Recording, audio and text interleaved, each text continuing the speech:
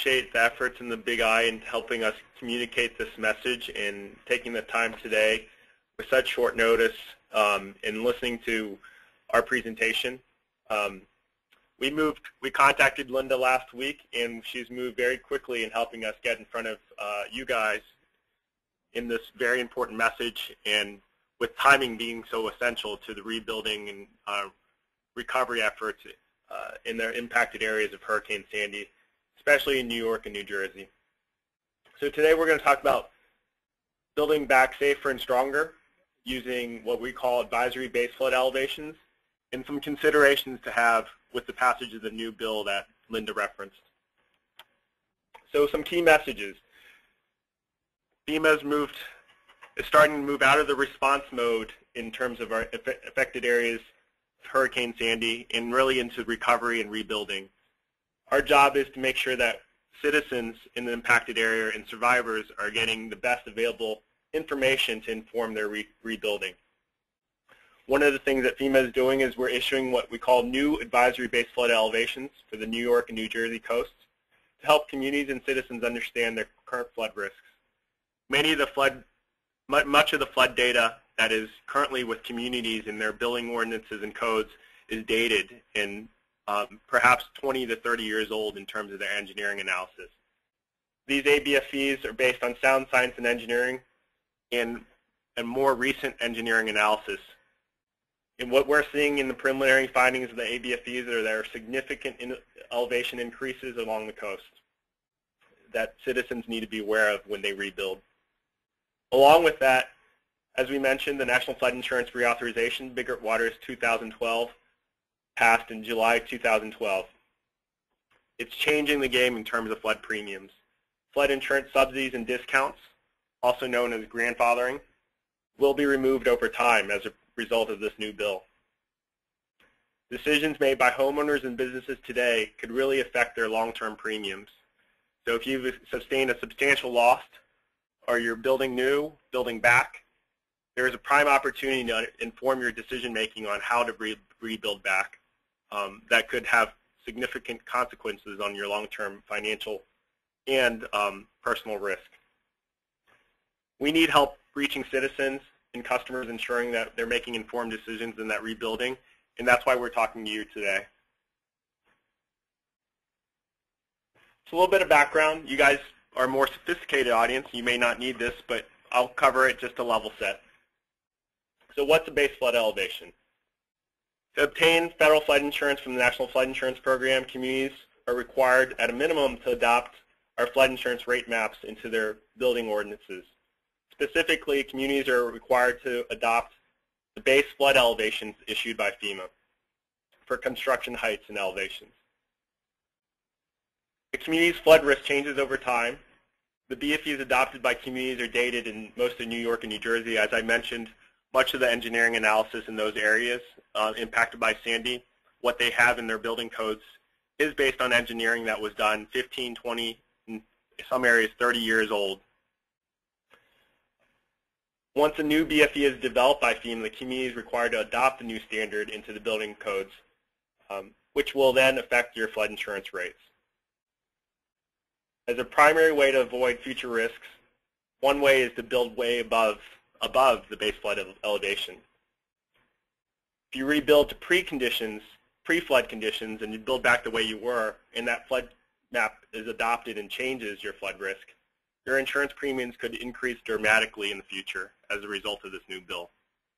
So key message there is communities got base flood elevations that they're currently adopted. In New York and New Jersey, that data is old. We're issuing what we call advisory base flood elevations that are showing significant elevation increases. Eventually, those ABFEs will make it through due process and adopted into new community building codes. There could be some variability there, but generally the risk will remain about the same in terms of the ABFEs and the final effective BFEs. When that happens, we're seeing significant increases in New York and New Jersey in those elevations, and rebuilding decisions now based on the existing BFEs on record could actually be much lower than the future BFEs, resulting in high premiums. So we need to get this data out fast, and that's why we've done this ABFE work. We happen to be working with the New York and New Jersey coastlines in terms of restudying their flood insurance rate maps and re-engineering them. So much of the work had been done and had been planned to go effective or go through a due process with the communities next summer. We've expedited that process, leveraged the engineering analysis we had been doing on the New York, New Jersey coast to make sure that we are issuing this data in a timely and reliable fashion to these communities so they can inform their rebuilding. The ABFEs will look much like what you see in the flood insurance rate map. They will show zones, advisory zones like high velocity zones or V zones, coastal A zones, and also X zones, which are the 500-year areas. They also will show elevations, and we're building in a feature where homeowners can put in a property address and generally get their property site's elevation based on these new products.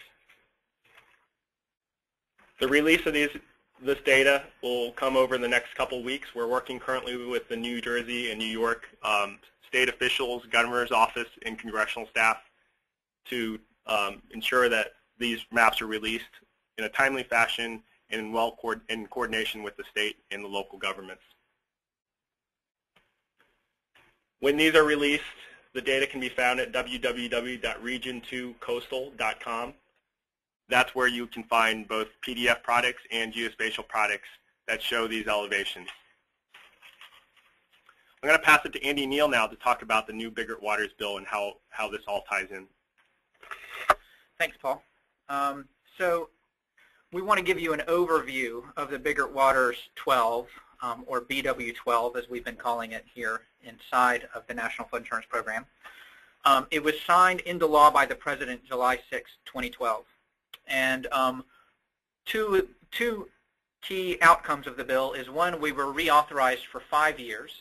And for those not familiar with the authorization of federal programs, that may seem like an alarm to only have a 5-year reauthorization. But actually, a 5-year reauthorization is significant for our program. And it actually does communicate stability from Congress. So prior to this 5-year reauthorization, we'd been under a series of short-term reauthorizations, much shorter than 5 years, at sometimes even just months at a time. The other key outcome that really affects individuals, especially those in the areas impacted by Sandy, is that the law eliminates a variety of existing flood insurance discounts and subsidies. For those of you who are familiar with the program, those discounts that we're referring to is primarily grandfathering. We're not talking about community rating system discounts, and we're not talking about discounts if you increase your deductible. So specifically, subsidies will be phased out for non-primary residences, for severe repetitive loss properties, for business properties, for properties that have incurred flood-related damages when the claims exceed the fair market value. And there are various things that can trigger the removal of these subsidies. A change in ownership, a lapse in insurance coverage, a new or revised flood insurance rate map that Paul has just talked about, and if a building is substantially damaged or improved. So here's what the bottom line is that under the new law, and over time as these subsidies are phased out and as maps change and people move to their current risk, the new rates are going to reflect the full actuarial risk for an insured. Some of these insurance subsidies will be phased out over time, like I said. Starting in January 1st, 2013, non-primary residences will begin being phased out at 25% per year until they get to full risk rates. And other subsidized properties will be phased out at different points in time after that. Now, what we want to make clear is that whether you're phasing out immediately or whether you're phasing out over time or even at the point in time that you change ownership, that owners already need to be keeping in mind that their risk and their premiums will be aligned at some point in the future. And decisions they make now can have a serious impact on their insurance rates, even if that impact is in the future. And one of the main ways that we look at risk is looking at how high you build in relation to these base flood elevations that Paul talked about. So when you are built below the base flood elevation, you can have a pretty significant premium, and when you build above the base flood elevation, you can have a very low premium. And the higher you go above the base flood elevation, the lower your premium is. So FEMA also has some programs to help owners reduce their risk. Part of that is the community rating system that helps all people within a community that's doing a good job of going above the minimum standards that FEMA, the minimum standards that we ask communities to adopt. When they go above those minimum standards, they can get discounts of up to 45%. There's also increased cost of compliance coverage, that when properties are significantly damaged, they can, and they have a policy with the NFIP, then they can get up to $30,000 to help bring their structure into compliance with the currently adopted rate map. And then there's also grant programs that FEMA runs. But here's where we want to underscore once again the key takeaway. If you have a client who is rebuilding, or if they're building for the first time, they need to know that flood risk does change over time. So right now on the books, they have a current BFE. Paul talked about those. Advisory BFEs are being released in many areas that could be higher than their existing BFE. And then in the future, as flood risk changes, those base flood elevations could increase yet again. We need to inform people that their rebuilding decisions today can affect their long-term flood insurance premiums. Prior to Biggert-Waters 12, some of those grandfathering discounts and subsidized premiums helped keep people's rates capped at a certain level. Biggert-Waters 12 is removing those caps. And we also want to help inform people that elevating their properties and ensuring the right kind of construction can decrease their risk and reduce future flood insurance premiums. So that right kind of construction is particularly talking about near the coast, elevating your properties using piers, posts, and piles. So that ends our presentation. Jeff, would you like to open it up for any questions? Sure. It looks like we had a quiet audience today. We have not gotten any questions yet. If you have any more comments, that would be great. But if not, then Linda can go ahead and close us out. Well, thank you. And thank you very much to our panelists today. I just want to remind you that there are 3 available printable resources that we have provided to you, and this is very important information that should get out to the agents. We will be, of course, featuring some of these in our Insurance News and Views articles, but you may want to reinforce that with your own publications. You know, the remapping project has been going on for some time, and it really is critical to the rebuilding in your areas because of Superstorm Sandy. One thing that I wanted to point out that maybe we haven't made clear is we focus today on what is happening in New Jersey and New York, but this is an issue on the entire coastline, so it does affect all of our members across the nation.